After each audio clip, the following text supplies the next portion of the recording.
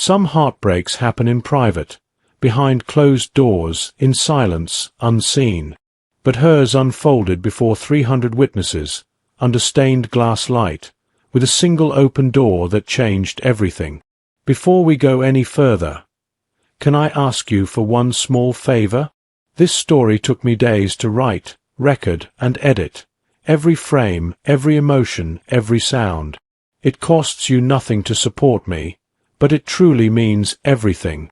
Please, hit that like button, subscribe if you haven't, and comment your location below. I want to know where my amazing viewers are watching from. I read every single comment, and I'll be giving shout-outs in my next video. Today's shout-out goes to Paul from Nigeria, Yvonne from Belgium, and Mary from Kansas, USA. Now, back to our story.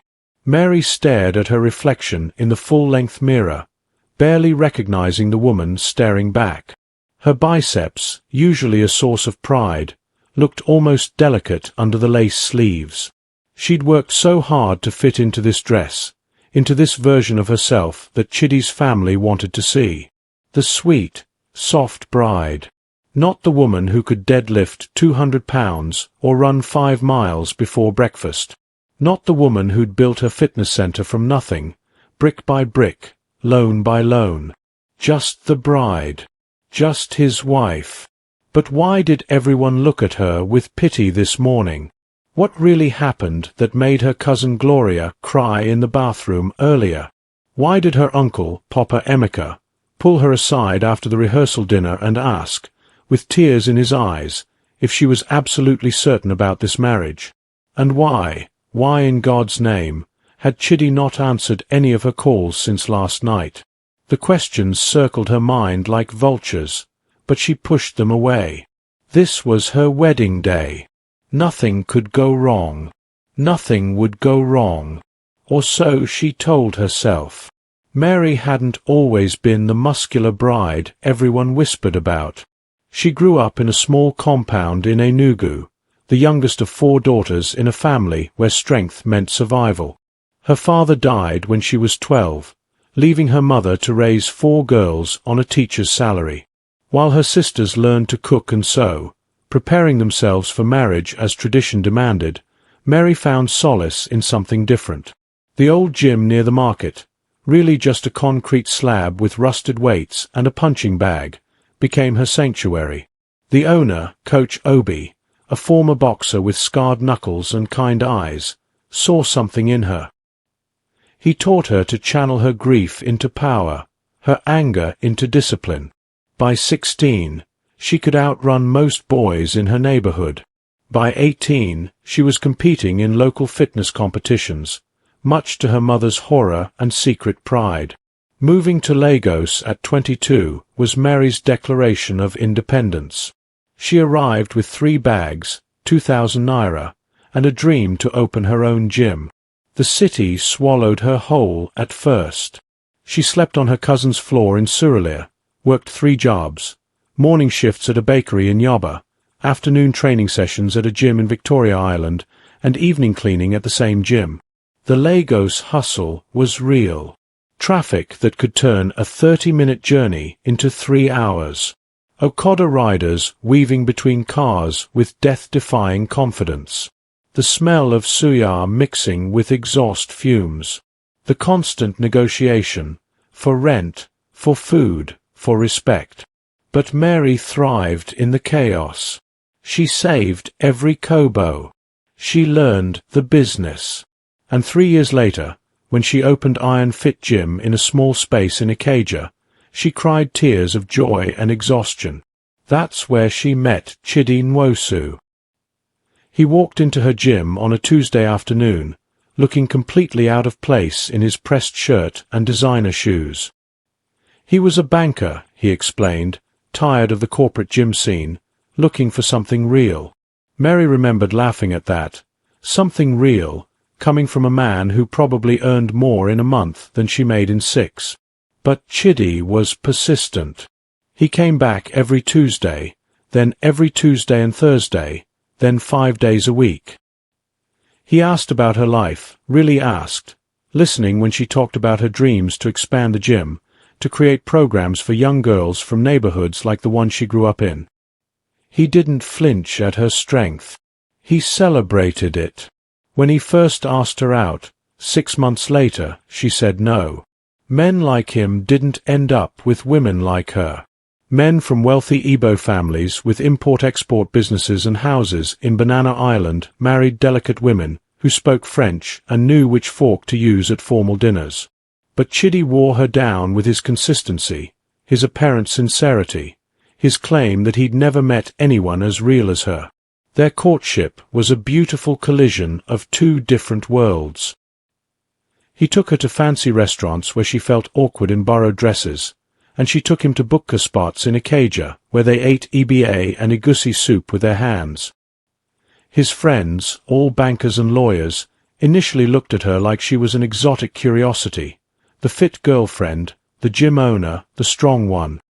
His mother, Lolo Nwosu, was less subtle. The first time Mary visited their family home in Ikoyi, Lolo looked her up and down like she was inspecting livestock at the market. "My son says you own a gym," she said, the words dripping with skepticism. "How? Unusual."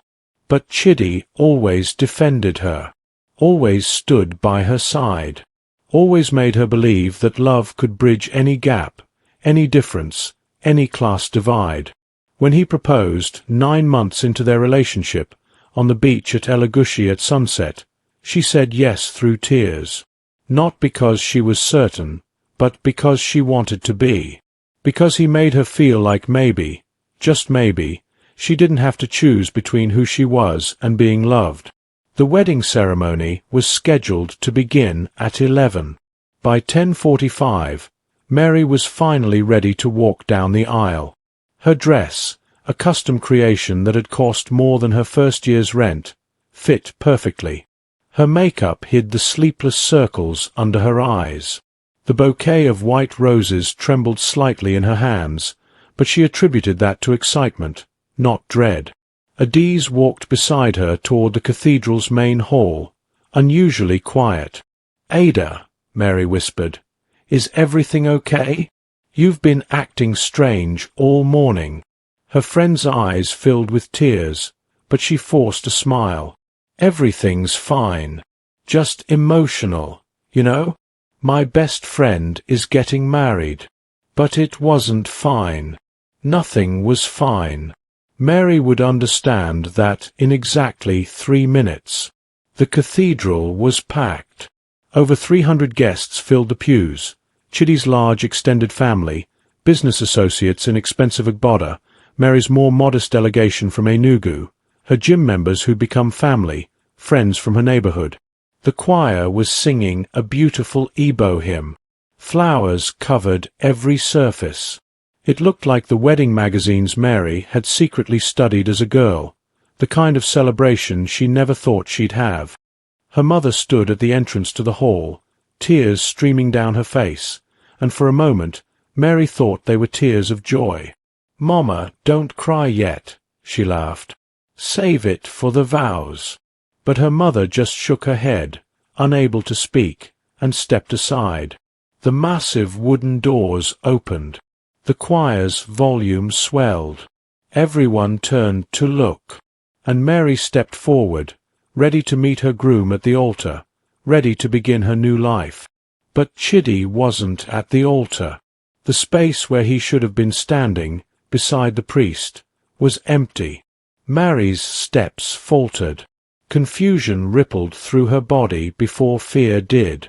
She scanned the front pews, thinking maybe he was seated, maybe there was some tradition she'd forgotten.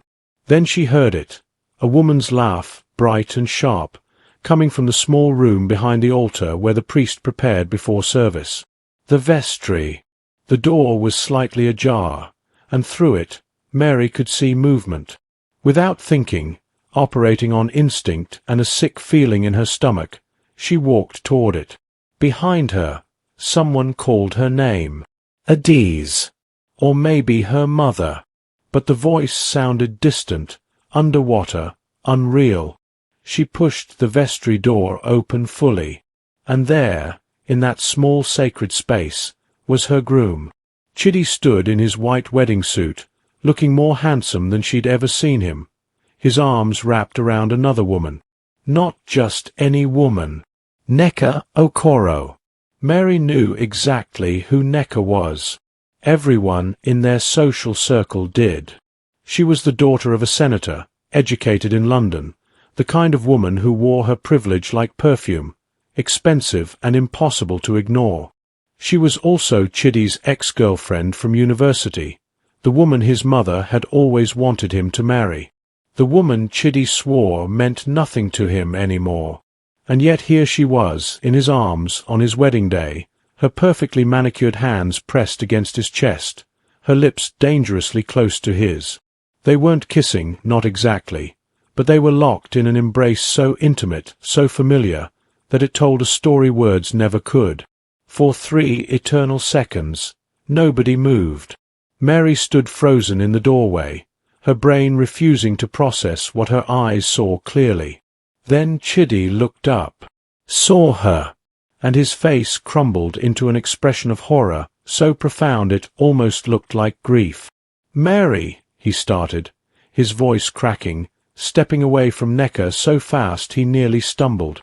But what could he say? What words existed that could explain this? Nneka, to her credit or damnation, didn't look ashamed. She looked defiant, almost satisfied, adjusting her designer dress with the calm of someone who'd already won a battle.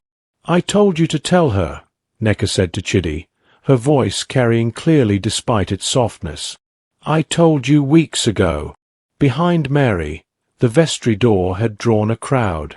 Wedding guests pressed forward, craning their necks to see what the commotion was. She heard gasps, someone crying, the beginning of frantic whispers that would soon become full-blown gossip. Her humiliation wasn't private. It was a spectacle, a performance for 300 witnesses. And still she couldn't move, couldn't speak, couldn't breathe. Adiz pushed through the crowd and grabbed Mary's arm. "Come on, let's go. Right now. Don't give them the satisfaction." But Mary shook her off, finding her voice finally, though it came out strangled and small. "Tell me what?" she asked Chidi, ignoring Nneka entirely. "What did you need to tell me?" Chidi's eyes were red, tears streaming down his face, but Mary felt no sympathy. Only a cold, spreading numbness. "I wanted to," he whispered. "God, Mary, I wanted to tell you, but I didn't know how. My family, they never wanted this marriage. My mother said she would disown me, cut me off completely. And Nneka's father, he's invested in my father's business, millions of naira, and he said if I didn't." He stopped, realizing how pathetic he sounded. How weak. The strong woman he'd claimed to love was watching him reveal himself as a coward, and there was no way to dress that up prettily. If this story has your heart racing, comment, "I'm still watching." Let's see who's truly following till the end. If you didn't what? Mary's voice was getting stronger now, powered by the rage beginning to thaw her shock. If you didn't marry his daughter instead? So what is this? What am I standing here in? She gestured to her dress, to the cathedral, to the mockery of it all. Chidi opened his mouth, but no sound came. What could he say? That he was weak, that he loved money more than her, that he never truly believed she was good enough for his family's name? All of it was true, and all of it was too devastating to speak aloud. Nneka stepped forward, speaking for him. He was trying to find a way to call it off gracefully, she said, her tone almost kind, which made it worse. But you're so persistent, so determined. You didn't give him room to breathe. The audacity of it struck Mary like a physical blow. This woman, this stranger, was rewriting history, making Mary the villain in her own humiliation story.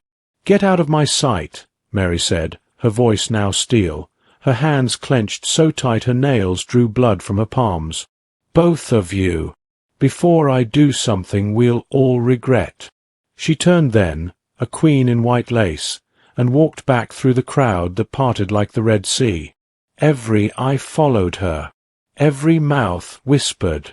Every person there would tell this story for years. The muscular bride, the cheating groom, the other woman, the scandal. As she walked down the cathedral aisle, away from the altar instead of toward it, she heard Chidi calling her name, heard him start to follow her. But someone, maybe her uncle, maybe one of her gym members, stopped him. Good.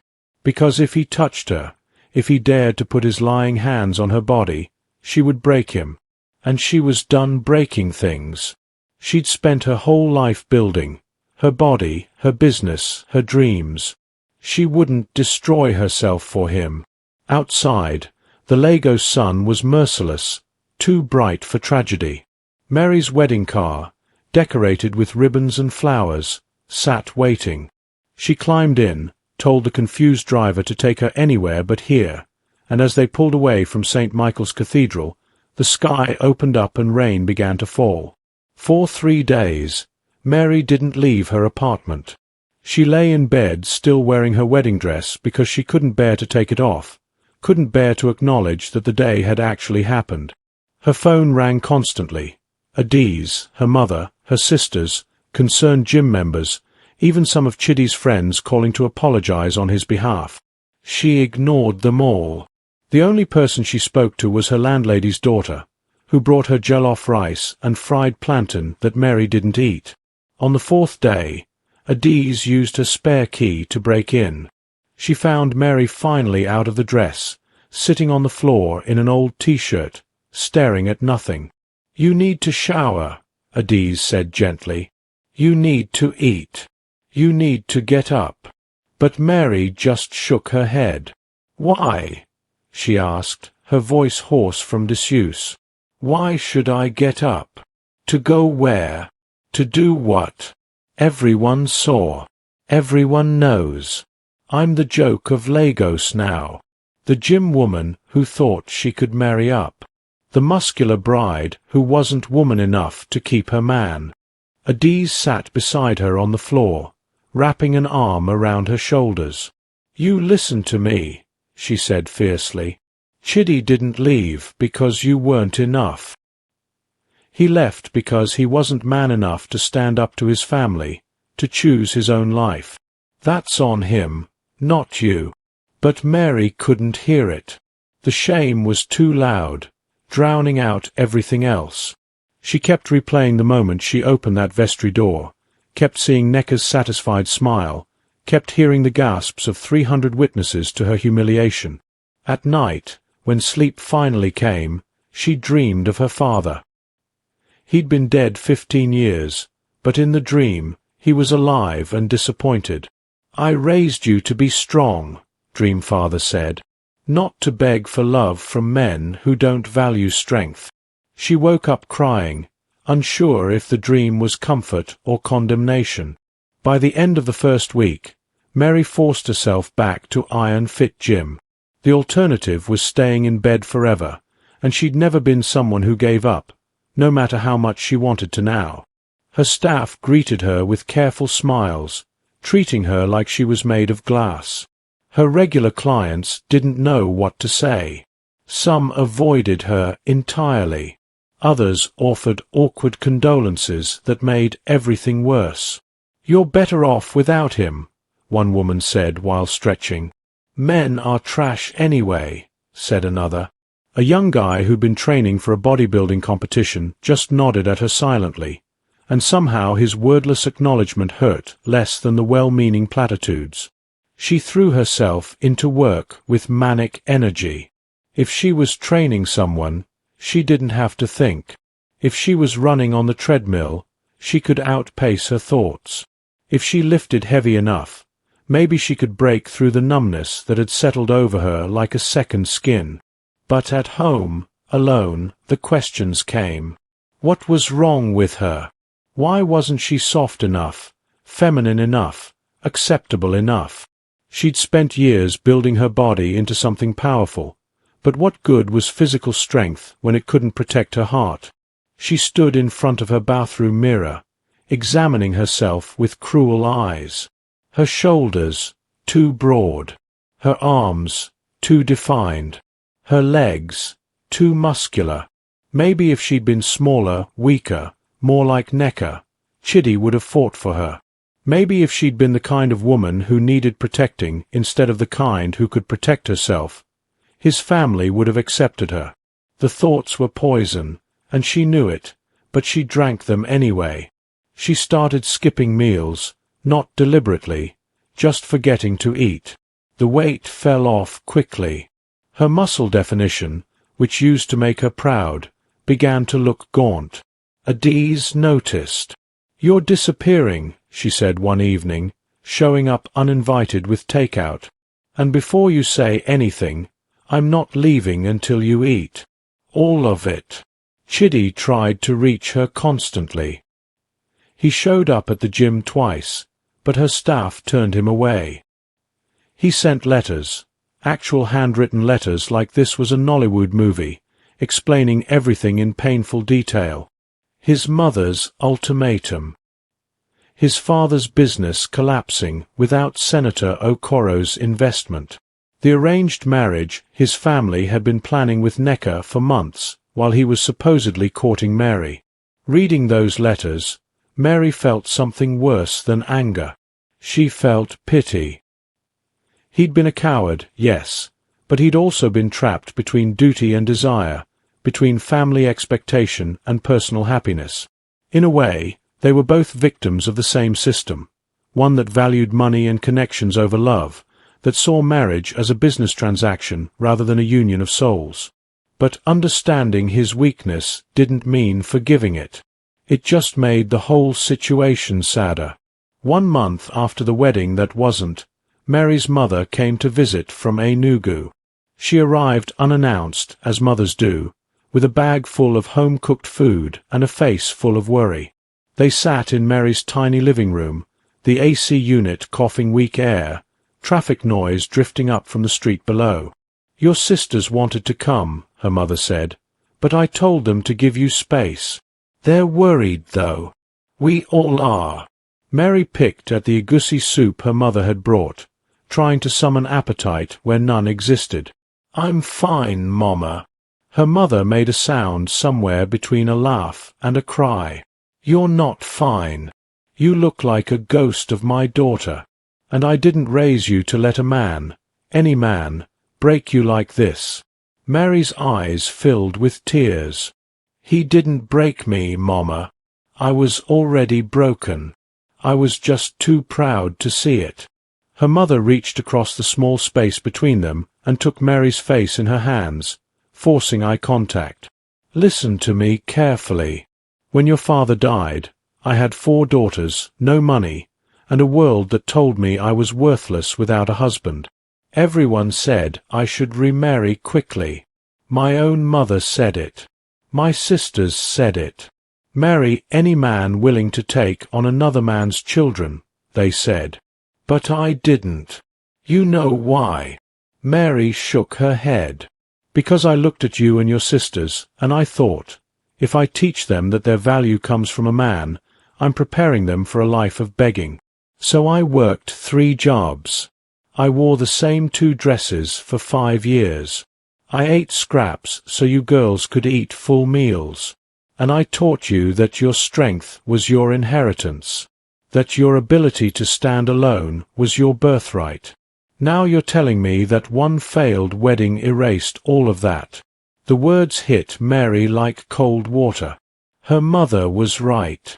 She'd survived poverty, her father's death, building a business in Lagos with no connections and no safety net. She'd survived things that would have destroyed weaker people. And yet she was letting Chidi's betrayal define her, letting Necker's smugness convince her she was less than. "But Mama," she whispered, "everyone knows. Everyone saw. How do I hold my head up when the whole city watched me get humiliated?" Her mother smiled sadly. The same way you've always held your head up. By remembering who you are. You're Mary Okafor. You deadlift twice your body weight. You built a business from nothing. You've spent years teaching women to be strong. Now you have to remember how to teach yourself. That conversation became a turning point, though not immediately. Change rarely happens all at once. It happened in small moments over the following weeks. The morning Mary woke up and actually wanted breakfast. The afternoon she laughed at something one of her trainers said, surprised to remember that joy still existed. The evening she went for a run, not to escape her thoughts, but simply because running used to make her happy. She started eating properly again, refueling her body instead of punishing it. The muscle she'd lost began to return. More importantly, she started talking again, really talking, to Adiz, to her gym members, to the women in her weekly strength training class. Many of them had their own stories of betrayal, heartbreak, men who'd left them or hurt them or disappointed them. Sharing these stories, Mary realized she wasn't uniquely damaged. She was part of a sisterhood of women who'd survived worse and kept going. That realization was strangely freeing. 3 months after the wedding, on an ordinary Tuesday morning, Mary was training a new client when she overheard 2 women talking near the water fountain. "Did you hear about Chidi Nwosu?" one said. "The wedding scandal guy?" The other laughed. "Girl, yes." Apparently, his marriage to that senator's daughter lasted exactly 6 weeks. She left him, went back to London. His family is devastated. Mary's hands tightened around the weight she was holding. She shouldn't care. She'd spent 3 months trying not to care. But her body betrayed her, heart racing, mind spinning with unwanted questions. After her session ended, she called Adiz. "I heard something about Chidi today. Is it true?" There was a long pause. "Yes." Necker left him. Turns out she was engaged to some British guy the whole time. She only came back because her father needed the business deal, and she knew Chidi would do anything his family wanted. Once the contracts were signed and Senator Okoro's investment secured, she went back to London. Chidi got played just like you did. Maybe worse. Mary should have felt satisfaction. Vindication. The universe delivering justice in its perfect timing. Instead, she felt empty. Chidi's suffering didn't undo hers. Necker's betrayal of him didn't reverse his betrayal of her. Karma was real, but it wasn't healing. It was just sad. The whole situation was sad. A week later, Chidi showed up at Iron Fit Gym again. This time, instead of sending him away, Mary agreed to talk. They sat in her small office, the air between them heavy with everything unsaid. He looked terrible, thinner, older, defeated. "I heard about Necker," Mary said simply. He nodded. "I deserved it. Everything that happened, I deserved. I was weak. I let my family control me. I chose money and status over the one real thing in my life. You. I chose wrong, and I've spent every day since knowing it." Mary studied him, this man she'd planned to spend her life with, now a stranger wearing a familiar face. "Why are you here, Chidi?" she asked. "What do you want from me?" He met her eyes finally, his own red-rimmed and desperate. "Forgiveness. A second chance. I know I don't deserve it. I know I destroyed everything. But Mary, I love you. I always have. I was just too much of a coward to choose you when it mattered." The words hung between them. 6 months ago, Mary would have given anything to hear them. 6 months ago, she would have fallen into his arms, forgiven everything, started over. But she wasn't that woman anymore. That woman died in a cathedral vestry, watching the man she loved embrace someone else. The woman sitting here now was someone different. Stronger, maybe. Lonelier, definitely. But unbroken. "I appreciate you saying that," Mary said quietly. "And I believe you mean it. But Chidi, even if I wanted to forgive you, and I'm not sure I do, I can't forget. Every time I'd look at you, I'd see that moment. Every time you touched me, I'd wonder if you were thinking about her. Every time your family called, I'd remember they never wanted me. That's no way to live." Chidi's face crumpled. "So that's it? We're just over? Everything we had, everything we could have been, just gone?" Mary felt tears prick her eyes but blinked them back. "We were over the moment you chose their approval over our love. You ended this, not me. I'm just accepting what you already decided." He started to argue, but she held up a hand. "Let me finish. What you did hurt me. It humiliated me. It made me question everything about myself. I spent months wondering what was wrong with me, why I wasn't enough. But you know what I finally realized? Nothing's wrong with me. I was always enough. You just weren't strong enough to see it. And that's sad, Chidi. It's sad for both of us. But it's not something I can fix." She stood up, signaling the conversation was over. "I do forgive you, though. Not because you deserve it, but because I deserve peace. I deserve to stop carrying your weakness like it's my burden. So yes, I forgive you. But I'm not taking you back. Forgiveness doesn't mean forgetting. It just means I'm free."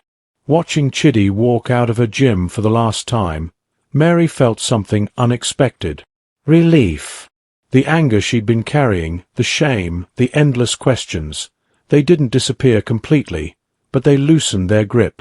She'd said what needed saying. She'd faced him without breaking.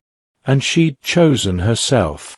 That same week, scrolling through social media late at night, a bad habit she was trying to break, Mary came across a video about a women's strength competition happening in Abuja in 2 months.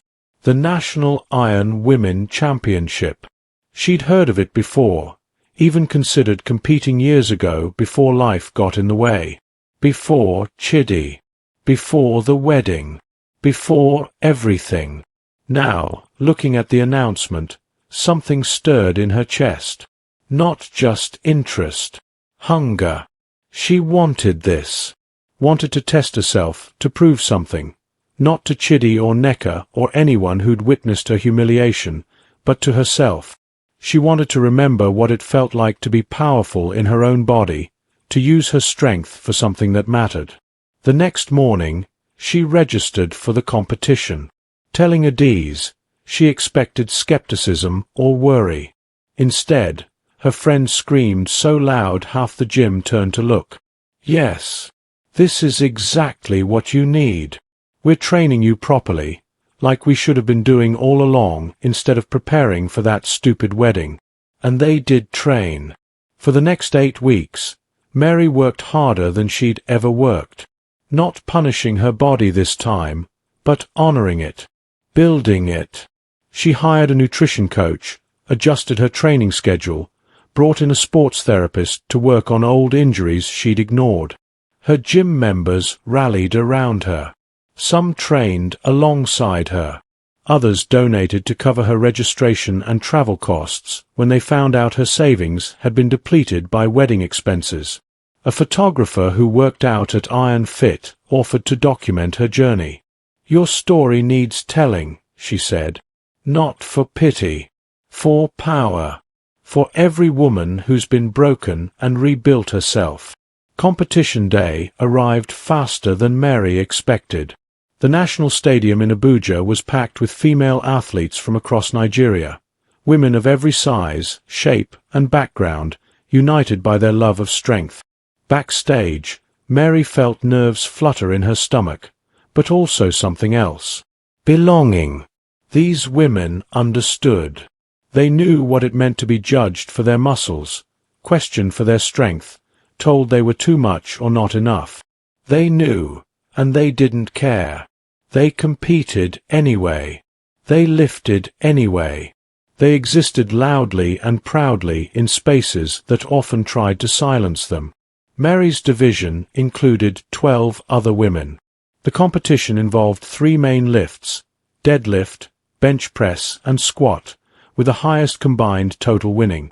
She'd prepared as much as possible, but standing there, waiting for her name to be called, she felt the weight of the past 6 months pressing down. This wasn't just about lifting. It was about proving she could still stand, still fight, still be herself without apology. When they called her name, Mary walked onto the platform with her head high. The crowd was smaller than her wedding audience, but somehow more important. These people came to celebrate strength, not witness humiliation. Her first lift, the deadlift, had always been her best. She approached the barbell loaded with 150 kilograms, more than she'd ever attempted in competition. The bar felt familiar in her hands. She took a breath, braced her core, and pulled. The weight rose smoothly, controlled, powerful. She held it at the top for the judge's signal, then set it down gently. The crowd roared. 3 white lights. Good lift. Backstage between attempts, she overheard another competitor, a woman from Conno named Hauer, talking about her own comeback story. "My husband left me because I was spending too much time at the gym," Hauer said, laughing without humor. "Said I was too muscular, not submissive enough. Best thing that ever happened to me. Now I'm a national record holder." Their eyes met across the warm-up area. No words needed. Just understanding. Sisterhood. By the final round, Mary was in 3rd place. Her last lift was the squat, 185 kilograms, a personal record attempt. She didn't need this weight to place. She could take a safer option and secure her position. But safety wasn't the point. She loaded the bar, stepped under it, and felt its weight settle across her shoulders. For a moment, she thought of her father, her mother, Adiz, every woman at Iron Fit who'd supported her. She thought of Chidi briefly, then dismissed him. This wasn't about him. This was about her. She took 3 steps back, set her stance, and descended. The weight tried to crush her. Her legs screamed. Her core shook. But she'd survived worse. She'd survived public humiliation and private shame. She'd survived her own thoughts trying to convince her she was worthless. A heavy barbell was nothing compared to that. She drove up, fighting through the sticking point, and locked out at the top. 3 white lights. The crowd went wild. She didn't win the competition. Finished 4th overall, just missing the podium. But walking off that platform, Mary felt like a champion anyway. Because she'd shown up. She'd competed. She'd chosen herself. And that victory was sweeter than any medal. After Abuja, something shifted permanently. Mary returned to Lagos changed in ways that had nothing to do with her competition performance. She'd remembered something essential about herself, that her strength wasn't just physical, and it wasn't dependent on anyone else's approval. It was inherent, unshakable, hers. The women at Iron Fit Gym noticed the change. She was lighter somehow, more present, laughing more easily. She started a new program at the gym specifically for women dealing with heartbreak, divorce, or loss. Iron Hearts, she called it. Not a support group exactly, but a training program built around the idea that physical strength could help rebuild emotional strength. That learning to trust your body again after betrayal could teach you to trust yourself. The program filled up immediately. Women came with their stories. Bad marriages, financial abuse, abandonment, rejection. And together, they lifted. They ran. They sweated and cursed and cried and laughed.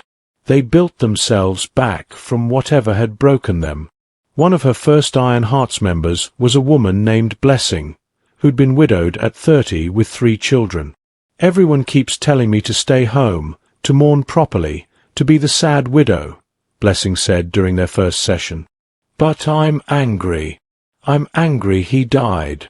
I'm angry I'm alone. I'm angry at God. And I don't want to be sad anymore. I want to be strong." Mary understood completely. "Then let's get strong," she said. 6 months later, Blessing competed in her first 5K race. A year later, she opened her own business, a small provision shop that she ran while training at Iron Fit 5 days a week. "You saved my life," she told Mary once. "No," Mary corrected. "You saved your own life. I just gave you a space to do it." But privately, she knew they'd saved each other. Helping these women helped her. Their victories became her victories. Their strength reminded her of her own. Mary's story started spreading beyond her gym. A journalist from one of Lagos's lifestyle magazines came to do a feature about Iron Fit and the Iron Hearts program. The article, titled "The Bride Who Built Herself Back," went viral. The journalist had interviewed not just Mary, but the women in her program, and their collective stories painted a picture of resilience that resonated across Nigeria. Women from Port Harcourt, Ibadan, Kaduna, even as far as Jos, began reaching out, asking how they could start similar programs in their cities. Mary found herself on phone calls late into the night, walking other women through her training philosophy, sharing her curriculum, offering encouragement. She wasn't trying to build an empire. She was just trying to share what had saved her. But somehow, without intending to, she became a symbol, not of the humiliated bride anymore, but of the woman who refused to stay broken. The article caught other attention too. A sports brand, one of the major international ones with a growing presence in Nigeria, reached out about a potential sponsorship. They wanted to feature Mary in their campaign celebrating strong women. The money they offered was significant, enough to expand Iron Fit, maybe even open a second location. A year ago, she would have been thrilled. But now, sitting in the meeting with their marketing team in their sleek Victoria Island office, Mary felt cautious. "What exactly do you want from me?"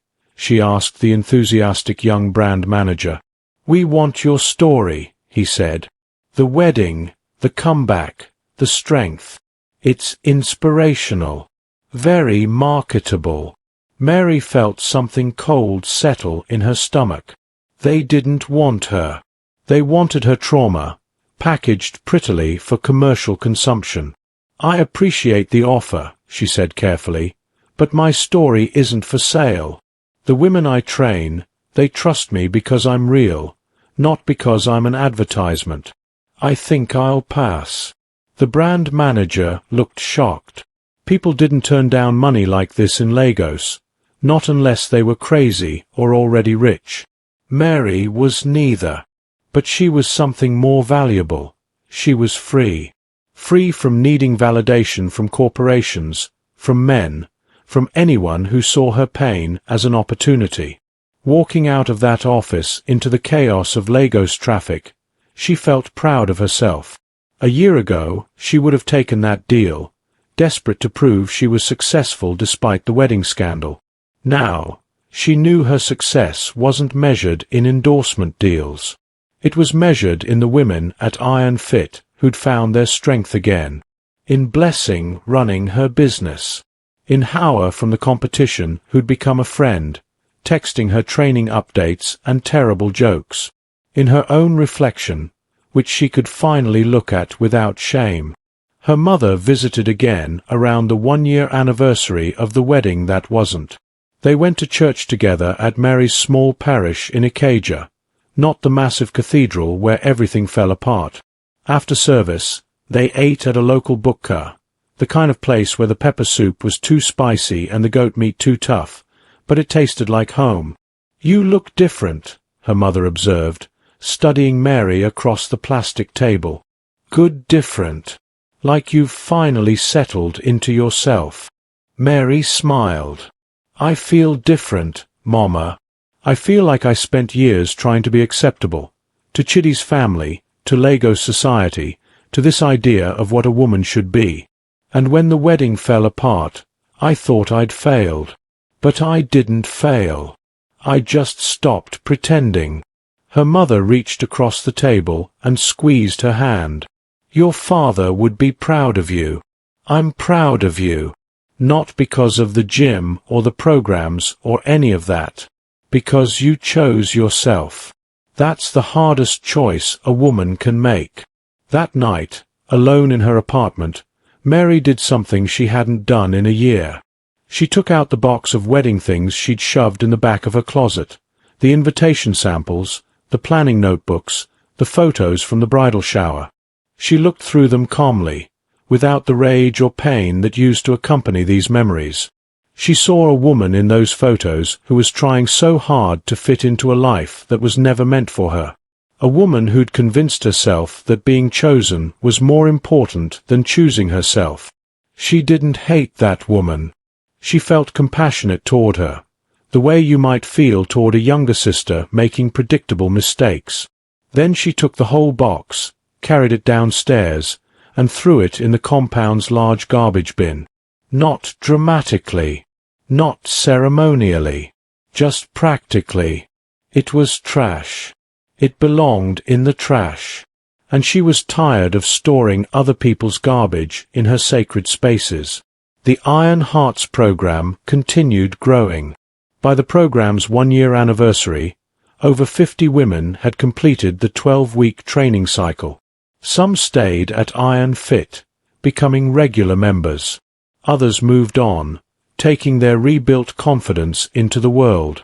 Mary created a closed online group where the women could stay connected, share victories and struggles, support each other. The group became something beautiful, a digital sisterhood where women cheered for promotions and new businesses, offered advice on difficult marriages and difficult children, shared workout videos and recipes, reminded each other that strength came in many forms. One woman, Chioma, posted in the group about finally leaving her abusive husband after 10 years. "I learned at Iron Hearts that I was strong enough to lift heavy things," she wrote. "Today I realized I'm also strong enough to put down the weight I've been carrying that was never mine to carry." Mary cried reading that, grateful and humbled. She ran into Chitty one more time, about 14 months after the wedding. It was accidental. They were both at the same grocery store in Ikeja on a Saturday afternoon. He saw her first, hesitated, then approached. He looked better than the last time, more put together, but there was a sadness in his eyes that seemed permanent now. "Mary," he said softly, "how are you?" She could have been cold. She had earned the right. But standing there in the produce section, holding a basket of vegetables, she felt nothing but indifference. Not anger. Not pain. Not even pity. Just nothing. "I'm well, Chitty. Really well."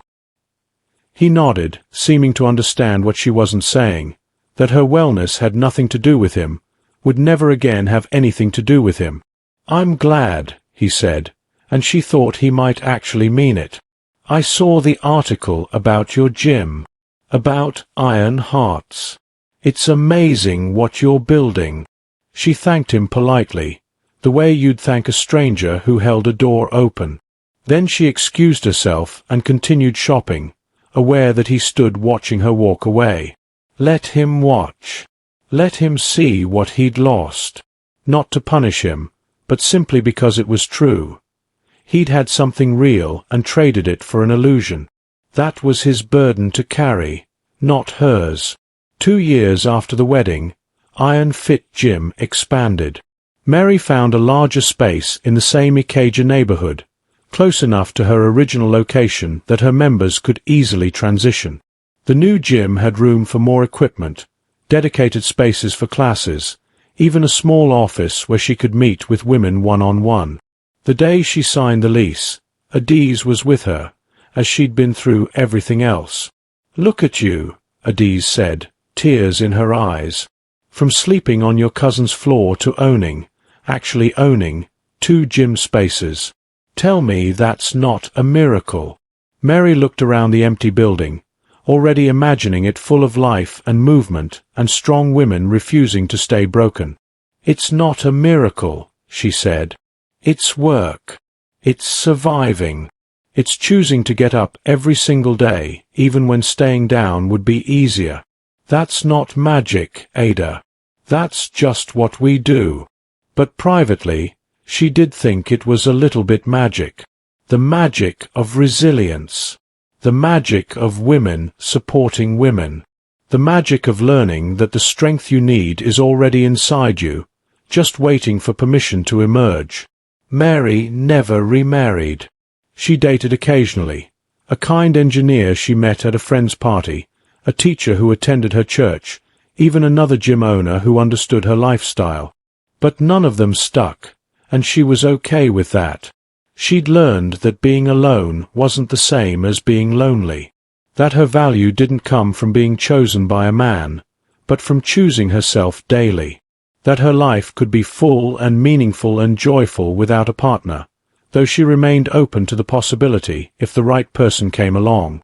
Someone strong enough to stand beside her strength. Someone brave enough to choose her even when it was difficult. Someone nothing like Chidi. Her gym members sometimes tried to set her up, well-meaning matchmakers convinced that she needed a man to be complete. She'd smile and decline, gently but firmly. "I'm complete already," she'd say. "Anything else is just extra." And she meant it. 5 years after the wedding that wasn't, Mary was invited to speak at a women's conference in Abuja. The organizers wanted her to tell her story, the humiliation, the recovery, the building of iron hearts. Standing backstage, waiting to go on, she felt the familiar flutter of nerves. But this time, they were good nerves. Anticipation, not fear. She walked onto the stage to face 500 women, and for a moment she was back in that cathedral, everyone staring, everyone judging. But these women weren't judging.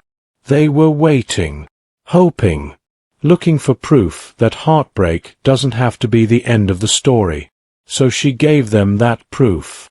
She told them everything, the betrayal, the shame, the months of questioning her worth, the slow, painful rebuilding. She told them about Blessing and Hawa and Chioma, and all the other women who'd taught her that strength multiplies when shared. And she told them the truth that had saved her life. Love without courage means nothing, and betrayal doesn't end your story. Sometimes it begins your becoming. The audience erupted in applause, but Mary wasn't finished. "I know some of you are sitting here carrying pain that feels too heavy," she said, her voice strong and clear. "Maybe it's a bad marriage. Maybe it's a lost job. Maybe it's a dream that died. Maybe, like me, it's standing in a church watching your life fall apart in front of witnesses. And you're wondering if you'll ever feel whole again. I can't promise you it won't hurt. It does hurt. Some days it still hurts, even years later. But I can promise you this. You are stronger than whatever broke you. You are more valuable than whoever left you. And your story isn't over. It's just beginning a new chapter. A better chapter. A chapter where you're the hero, not the victim." By the time she finished speaking, half the audience was crying. Women lined up afterward to share their own stories, to thank her, to ask how they could start their own Iron Hearts programs in their cities. Mary listened to each one, offered what wisdom she could, reminded them that healing isn't linear, but it is possible. Flying back to Lagos that evening, watching the sun set over the clouds, Mary thought about the woman she'd been 5 years ago. The bride in the white dress, so desperate to be chosen that she ignored every warning sign. She felt compassion for that woman, but she didn't want to be her again. She'd paid too high a price for the wisdom she now carried. But she wouldn't trade this wisdom for anything, not even to undo the pain. Because that pain had cracked her open in all the right places, letting light into corners of herself she hadn't known existed. It had taught her the difference between being strong and being invulnerable. It had shown her that asking for help isn't weakness, that crying doesn't mean you're broken, that healing is active work, not passive waiting. Most importantly, it had taught her that she could survive anything. And if she could survive that wedding day, that public humiliation, that private devastation, then she could survive anything else life threw at her. Back at Iron Fit Gym the next week, Mary started a new Iron Heart cycle with 8 new women. They sat in a circle on yoga mats, introducing themselves, sharing what brought them there. One woman, Amara, was recently divorced. Another, Ngozi, had been passed over for a promotion she deserved. A third, Jennifer, had lost her mother and felt like she was drowning in grief. Each story was different, but the theme was the same.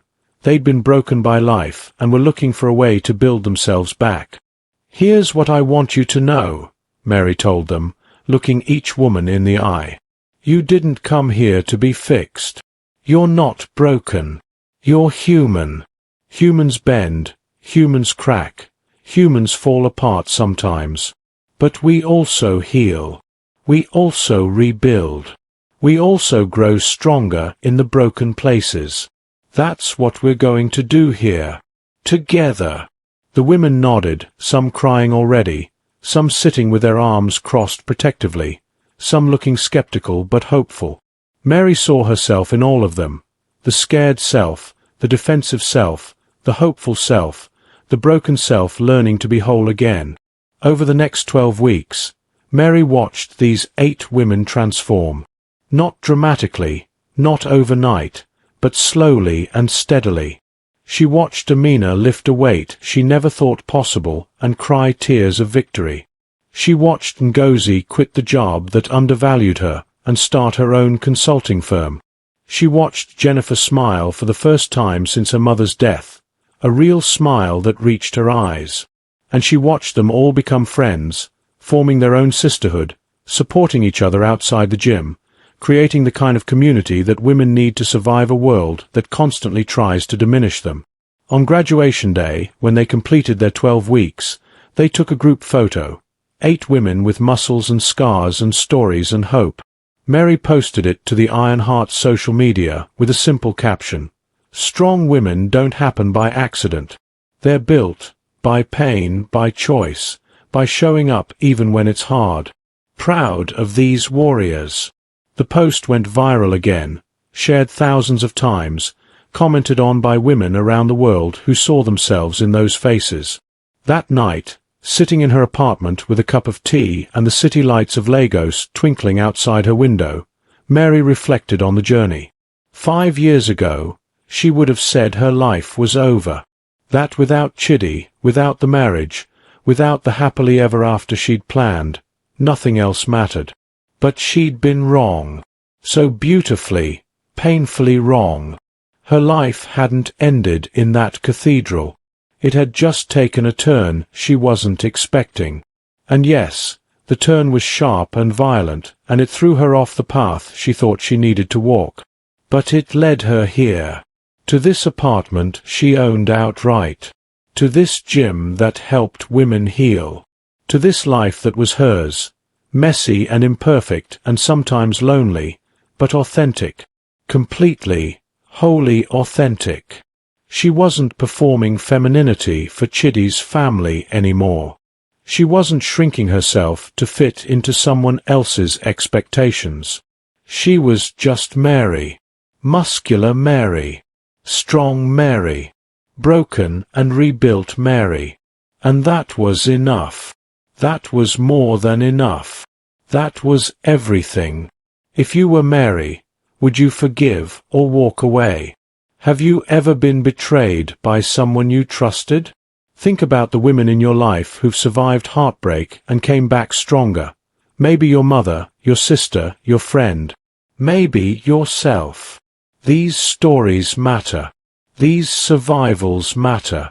Because every time a woman refuses to stay broken, she gives permission to another woman to do the same. Every time a woman chooses herself, she shows another woman that choosing yourself is possible. We are all connected in this way, through our pain and our healing, through our falling and our rising. Mary's story isn't unique. It's universal. It's your story, your mother's story, your daughter's story. It's the story of every woman who's ever loved someone who wasn't brave enough to love her back. Every woman who's ever stood in the ruins of her dreams and decided to build something new from the rubble. So I'll leave you with the same truth Mary learned in that dark year after her wedding fell apart. Betrayal is not a reflection of your worth. It's a reflection of someone else's weakness. You are not what happened to you. You are what you choose to become after what happened to you. Strength isn't about never falling down. It's about getting back up, even when every muscle in your body screams to stay down. And love, real love, the kind worth having, doesn't ask you to be smaller, quieter, less powerful. Real love celebrates your strength and stands beside it, never threatened, always proud. If the person you're with can't handle your power, they don't deserve access to your heart. Walk away. Choose yourself. Build your own iron hearts, whatever that looks like in your life. And remember, when everything falls apart, you're not falling with it. You're just making room for something better. Thank you for staying with me through Mary's journey. If this story moved you, if it made you think or feel or remember your own strength, subscribe to this channel for more stories that will touch your soul, challenge your heart, and remind you that every scar you carry is proof that you survived something meant to break you, and it didn't. You're still here. You're still standing. You're still strong. And that, more than anything else, is what matters. Until next time, remember, your story isn't over. It's just beginning.